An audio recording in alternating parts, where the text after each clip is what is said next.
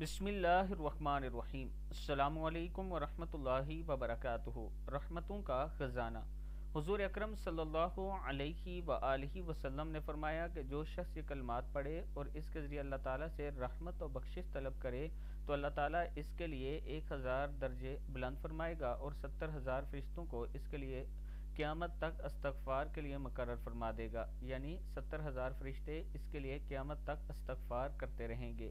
دعا ہے بسم اللہ الرحمن الرحیم۔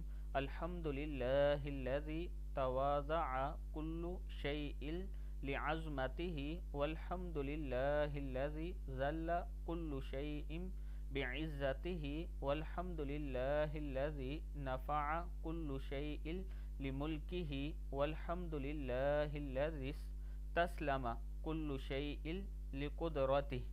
صدق اللہ العظیم۔ الحمد للہ الذی تواضع کل شیء لعظمتہ والحمد للہ الذی ذل کل شیء بعزتہ والحمد للہ الذی نفع کل شیء لملکہ والحمد للہ